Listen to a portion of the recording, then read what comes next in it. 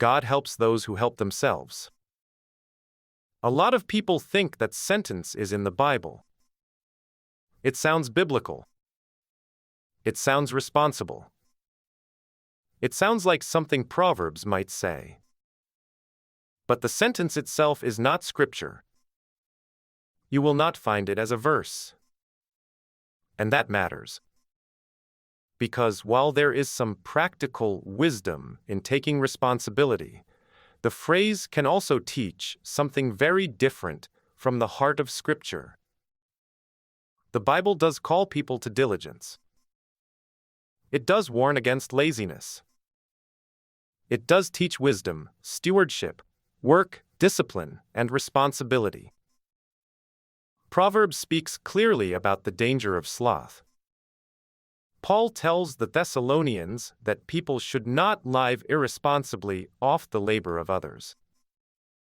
So yes, Scripture does not promote passivity. But God helps those who help themselves can easily turn into something the Bible does not teach. It can make God sound like He only responds to the strong, the capable, the disciplined, the already moving, the people who can pull themselves together first. And that is where the phrase becomes dangerous. Because the Bible is full of people who could not help themselves. Israel could not free itself from Egypt. God delivered them. The poor, the widow, the orphan, and the stranger were often people with limited power in society, and God repeatedly commands His people to care for them. The sick who came to Jesus were not healed because they had enough strength to fix themselves first. The demon-oppressed were not free because they mastered their own condition.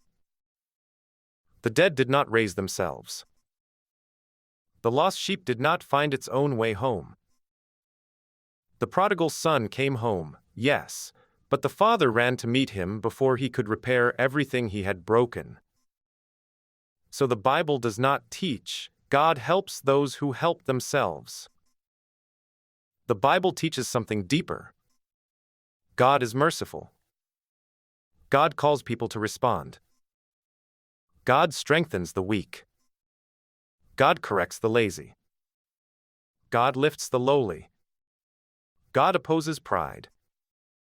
God remembers the forgotten. God requires faithfulness. God also rescues people who do not have enough power to rescue themselves. That is not the same thing. The phrase, God helps those who help themselves, fits very comfortably inside modern individualism. It sounds like our culture. Try harder. Push harder. Earn your way. Do your part first. Do not need anybody. Stand on your own 2 feet. Handle it yourself. And there are times when that message can feel motivating. But Scripture was not written inside a modern self-made mindset. The biblical world thought much more in terms of covenant, community, dependence on God, family obligation, justice, mercy, and shared responsibility.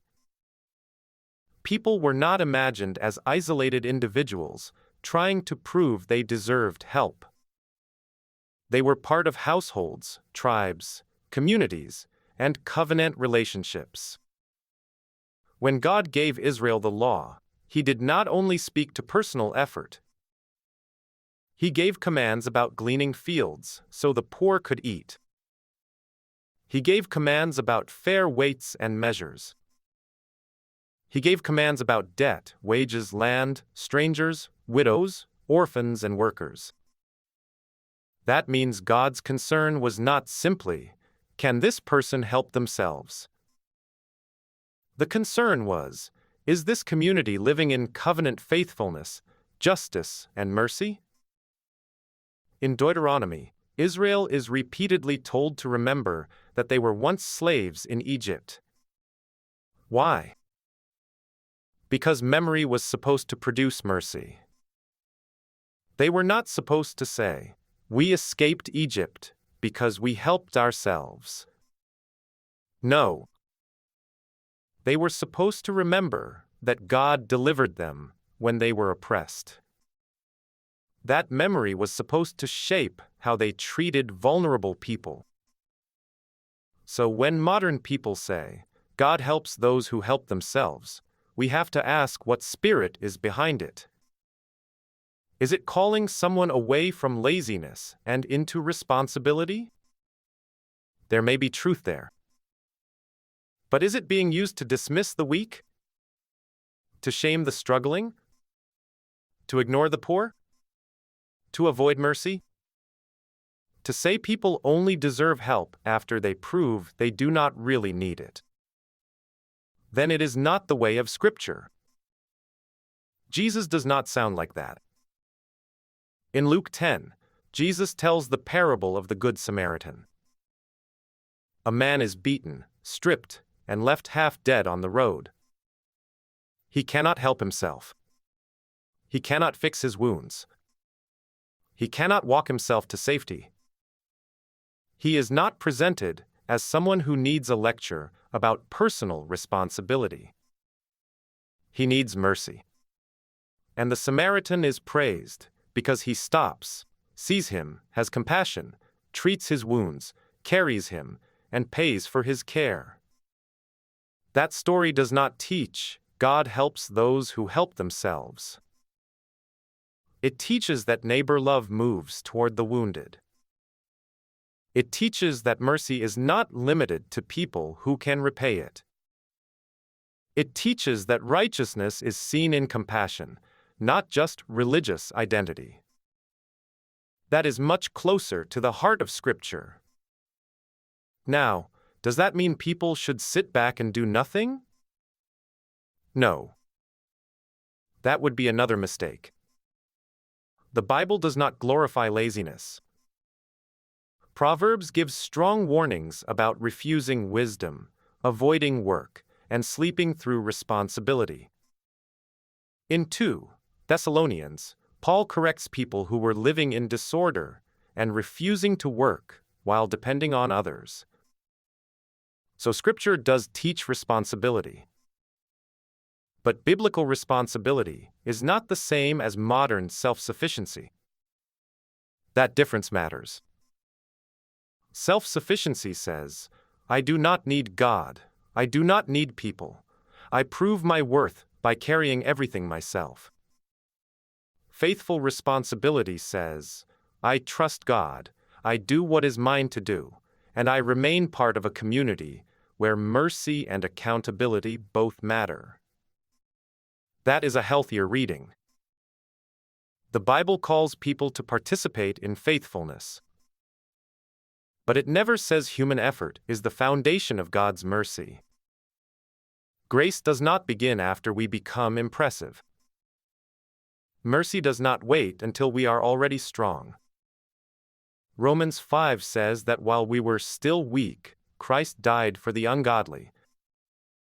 That is the opposite of God helps those who help themselves. That is God moving toward people who could not make themselves righteous. That is grace. That is rescue. That is mercy before merit. And that is why this phrase needs to be handled carefully. Because it can slowly train people to believe help must be earned. Then when they are weak, ashamed, depressed, grieving, poor, sick, exhausted, or spiritually broken, they may think God is waiting for them to fix themselves first. But that is not the picture Jesus gives. Jesus says in Matthew 11, "Come to me, all who labor and are heavy laden, and I will give you rest." He does not say, "Come to me after you have already made yourself light." He says, "Come while heavy. Come while burdened.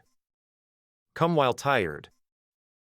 That does not remove obedience, but it shows the order of grace. God's help is not only for people who already look strong. It is also for the weary who know they need Him. That is important for everyday life. Because some people do need to stop making excuses.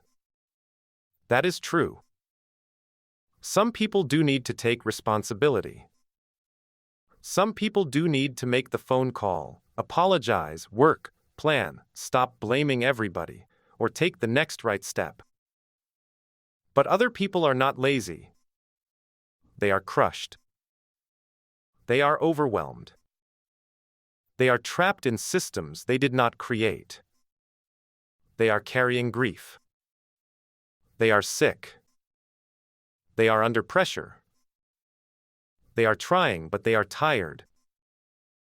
And if we give both groups the same slogan, we may harm the very people Scripture tells us to protect. That is why biblical wisdom has to be more careful than a catchy phrase. The Bible can say to one person, "Get up and walk faithfully," and to another person, "Come, you who are weary." To another, "Stop being idle." To another, "Receive mercy." To another, "Care for the wounded." To another, "Defend the weak." To another, "Humble yourself." That is why slogans are often too small for Scripture. They flatten wisdom. They erase context. They make one sentence do the work of a whole Bible. "God helps those who help themselves" is too blunt to carry the weight of biblical truth. A better sentence would be this: God calls us to faithful response, but His mercy is not limited to the self-sufficient. That is not as catchy. But it is closer.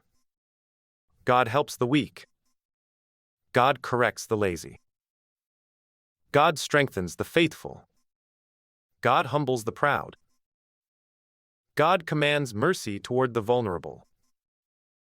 God calls His people to work, wisdom, generosity, justice, and trust. That is fuller than the slogan. So when someone says, "God helps those who help themselves," we do not have to attack them. Many people say, because they are trying to encourage responsibility. But we should gently clarify it. Because the sentence is not in the Bible. And if we are not careful, it can make the Bible sound more American than ancient. More self-help than covenant. More merit-based than merciful.